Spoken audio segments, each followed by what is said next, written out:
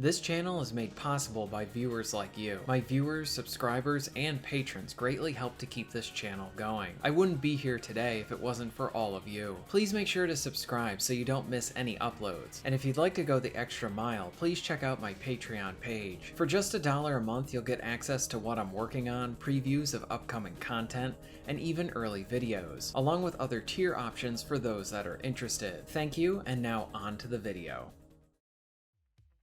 I am always up for a new racing game. I will generally give most things a try, even simulation racers, which I'm awful at. I tend to prefer the more fantasy-like racing games that give that Hollywood sense of speed with more effort placed on the fun rather than how realistic it can be. This is why Burnout was always one of the finest racers for me. It brought the action, destruction, and speed that you would get in an excellent chase sequence. On the kart side of things, I always enjoyed Mario, like most, but I found myself gravitating towards the other versions of the kart racer. It's hard to not mention Crash Team Racing. That title is great, along with the remaster that came out, and probably my favorite is Sonic All-Star Racing Transformed. This was a love letter to all things Sega, and it was awesome. Plus it had a cool system of changing your vehicle depending on where you were. For example, during a race, your vehicle could start out as a car, then be a boat, and finally turn into a plane. The tracks and changes kept things really interesting. I found this mechanic pretty cool, and odd that no one has been able to do something like this since then. Even the follow-up to Transform didn't really use it.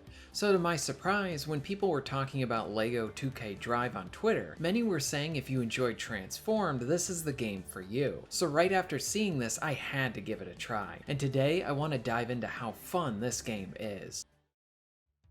LEGO 2K Drive is a really fun kart racer, and I give it a lot of credit because the game is fun right from the start and very pick up and play. It rides that nice middle ground between being accessible so that anyone can pick it up and have fun with it, through easily understanding the mechanics of how things work, along with also allowing for more skilled players to work on those skills, managing all the ins and outs that the game has to offer. Plus there is an impressive vehicle creator that adds a substantial amount of customization and personalization to the entire experience. And if this wasn't enough, LEGO is packed with modes, so you get a lot of bang for your buck.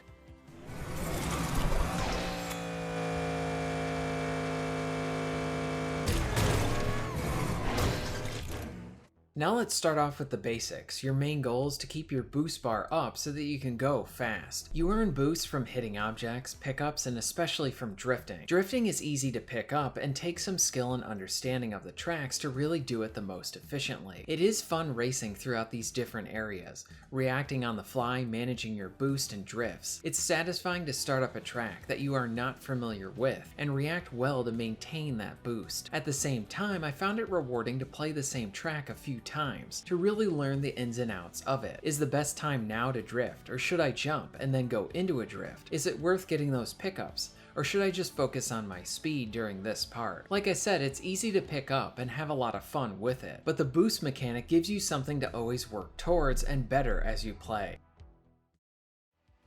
LEGO 2K Drive has a good sense of speed. Every time I hit the boost, it's satisfying. To clarify, the game isn't super fast to the point of it feeling like something like F-Zero, but the speed is solid here and something that you continually want to hunt after, because for those moments when you don't have any speed, you can really feel it. Now with this being a kart racer, there's a good share of items to use. Much of these are LEGO's take on classic items. You have rolling explosives, missiles that you can send out, along with producing a shield, a machine gun of sorts that hit many enemies, along with an item that will warp you to the front. Oddly enough, it didn't seem like you can shoot these items backwards if someone was right behind you. Now like I said, LEGO 2K Drive very much reminded me of Sonic Transform. As you are racing on the tracks, the terrain will change, and thus your vehicle will adapt to the new surface. Throughout a race, you can be a car, off-road vehicle, and a boat. Sadly, there is no flying here, but the three that are offered give a nice amount of variation to the tracks themselves. The vehicles each feel different from each other, and there are different variations of the different vehicle types. One nice feature is how you can essentially equip 3 different types of vehicles that operate differently. For example, you can have a more lightweighted car,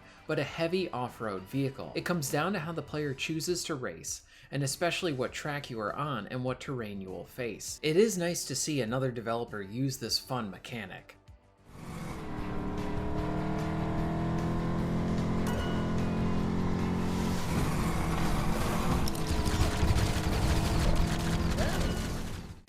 Something else that I liked about the racing is how you can jump. This is useful for getting some of the higher items, along with also just being fun to launch yourself at high speeds. Now, LEGO 2K Drive is packed with content.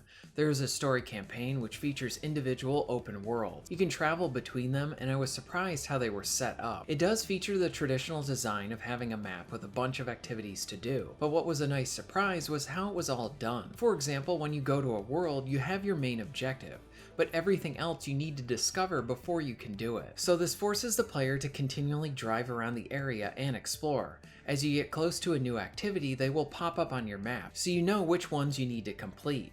Where most big games like to hold your hand, it was nice to see that even in a game geared more towards kids, it still honestly treats everyone like an adult, and allows us space to explore, and one that is rewarding to do as well. I honestly had a lot of fun just driving around these spaces, unlocking new fast travel points, activities, and finding the occasional collectible. There are paths and roads for you to take, but since you can jump and boost, you have a lot of freedom in how you tackle the open areas. The story mode so far is a nice surprise. Then you have more traditional racing modes. There's a cup race mode where you complete a set of races in succession. Single race options. This is great if you want to improve on a specific course. And a minigame mode with a bunch of different activities. It's important to note too that all of these modes can be played in offline split-screen co-op. This was something that I was not expecting.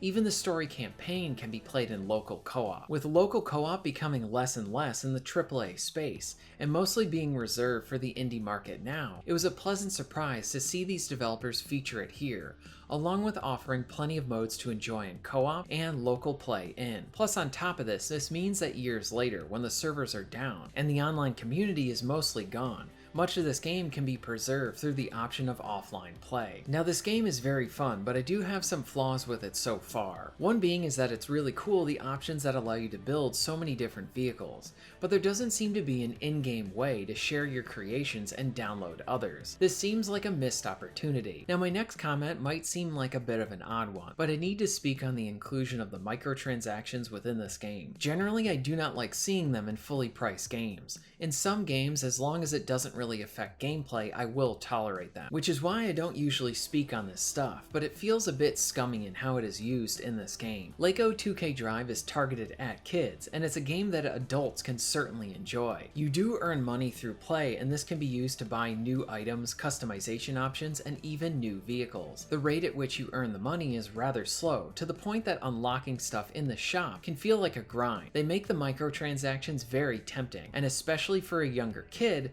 who has not completely learned the art of patience yet. It seems like the developers or publishers knew what they were doing when it came to this, and I really don't like it. So far, this is honestly the biggest flaw of the game, as it feels a little predatory considering the target audience.